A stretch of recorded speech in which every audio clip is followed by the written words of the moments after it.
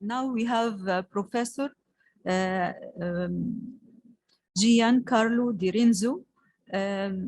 He is Chairman, Department of Obstetrics and Gynecology, and Director of Center for Perinatal Reproductive Medicine, University of Perugia, Italy.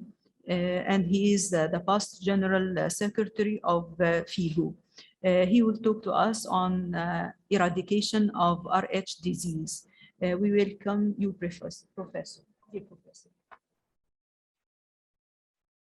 Thank you for the presentation, a nice presentation. And my lecture follow right away the presentation of Professor Jerry Visser. And I mention also the name of Steven Spitalnik because I will show in a moment the role of this professor, which is based in New York, in all this action.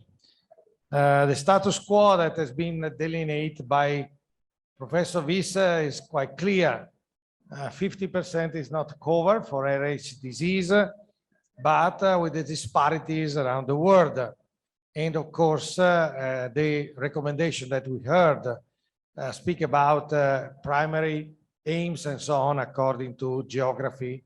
And the strategies as being also depicted in this paper, which came out from the PLOS ONE along with our paper, in which it has been shown that for sure also the injection at 28 to 34 gestational weeks appear very good to cover completely, to eradicate completely.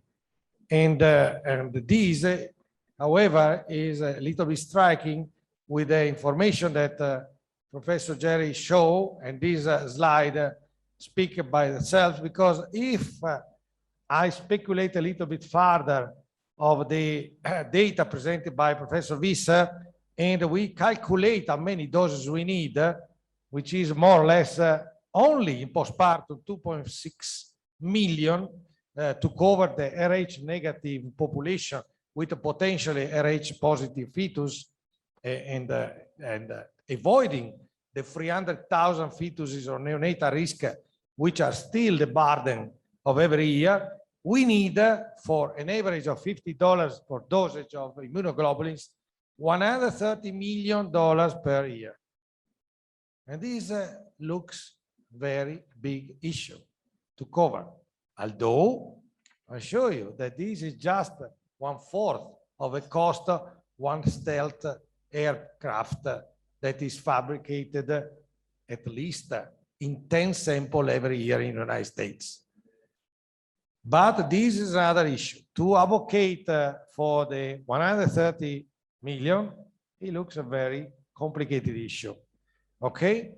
So the foundation and 50 years of celebration of the first injection, 1968, follow the awareness, international awareness that the disease is not completely eradicated. But you see that where it was introduced, and these are data that go back in the 70s, you can fight completely Rh disease, and these are the pioneers. There are two groups of pioneers. One was in Liverpool and one was in New York at Columbia University. And of all these people, only one is still a survivor, which is Gorman. And Professor Gorman, which was with us 4 years ago and addressed also some lecture even now that is more than 80s, is the transfusionist, which prepared the immunoglobulin first for the first injection in 1968.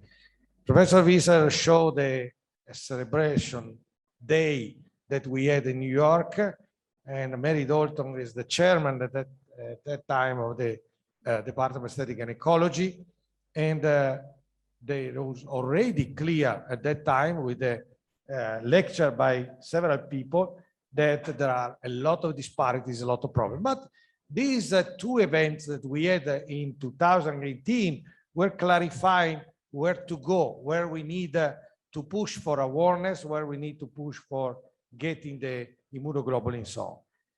By the way, I suggest you, if you are interested to know all the story and the anecdotes around Rh discovery, because it's a very nice story, to read the book of Julian Guthrie, which is a New York Times bestseller authors, which wrote God Blood, which is all the story which is behind Rh disease. So what we thought to, to develop a strategies 3 years ago when we met in New York.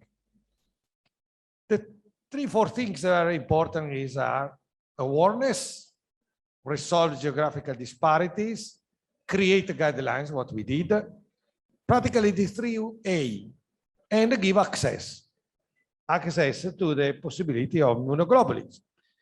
So in order to do this also, we have to think to empower women and to educate more the people around and sensitize politicians and health officers.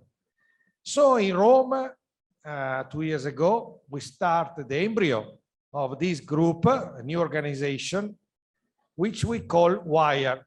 And you will see that Professor Visser's slide have this logo on the upper left, Worldwide Initiative for Rh Eradication. This is the logo that we introduced in September in Florence when we met for starting the activity of this group. More or less the pioneers are these, and you see Professor Spitalnik, which is right near behind me on my left side, became the president of this group, the chairman. Single compelling vision, eradicate Rh disease, encourage, enable, empower. These were the sentences that we start with. And we create a series of activities which make the eradication the fight for compatibility for life. These are the people that are running with the board of directors that comprise me and Jerry as well, and several associations and advisors which are coming from many parts of the world. The activities to serve as a clearinghouse, to work together, to encourage, empower, enable ongoing projects, to advertise in newspaper, videos, website, and to make annual report of the achievement. And of course, we open a website that I will show in a moment to collect stories, to make a narrative medicine in order to, make the people around the world aware what are the problems and try to overcome the language problem in translating these in several languages. We share a common goal. We want a healthy mother, healthy infants, healthy future for everybody. So we need to educate clinicians and the public and the governing bodies in order to implement these changes. These are the activities that WIRhE already started since beginning of last year, along some connection that we had with FIGO, especially with the educational platform of FIGO, which is GLOME, and a group which is called Two Pregnancy, which is made by women. So what we did, usually participate to global congress or building local network or try to have endorsement from national society. And you can see the activity in 2020 were already enough good. We went almost around the world and we were able to create the first regional office of WIRhE in Latin America in December last year. And you see, we make a webinar, of course, because in 2020 it was impossible to go around the world. And in 2001, we continuously, already in the first half of the year, we already start with 5 or 6 international webinars. Now we created the Russia or ex-Russian speaking countries network. We are aiming to create a FIGO Africa regional office in October, and to have at the Congress of FIGO in October, which will be online, unfortunately, but we have already prepared a major session, which has been accepted by a scientific body, talking about all the activities and, of course, reinforcing and presenting officially the guidelines. The network, local network, will be mainly to create area, you see, where we can make more sensitization and awareness around, and try to interact with national society or different bodies or ONGs to increment the activities. And for national society, we have been successful already to be endorsed by 3 society beside the international FIGO in Colombia, Mexico, Pakistan, because these society have endorsed our guidelines, translated in different languages, and apply in the health system. So already in some countries, there is a movement that is modifying the current activities in order to promote as much as possible the coverage. So WIRhE means to combine the screening, as you heard from Jerry Visser, of blood type for any woman. Don't give for done, because in many parts of the world this is not done. Women arrive at the end of pregnancy and may have hemorrhage and they don't know their blood type, okay? And with Rh prophylaxis. Consider that Rh prophylaxis, single injection, 50 years, million women, no side effect reported in the world in 50 years. So it's the most safe tool for saving babies. But we need education, awareness, appropriate counseling. We need to introduce this in our best practice of professional, like we did in the guidelines of FIGO. And now 2 things that are essential to succeed: access to care, empowerment for women, and to put these in the healthcare system, insurance coverage, because in some countries, the woman cannot pay for this. I mean, in some countries also, the prices are higher because it's given in private tools and not in public as it should be. This is the website we have. Now we can apply. It's free for everybody to be a supporter. You can write your stories about, and you can be informed about everything we do in this respect. Activities have been endorsed already by some international associations, like the International Society of Transfusionists and so on.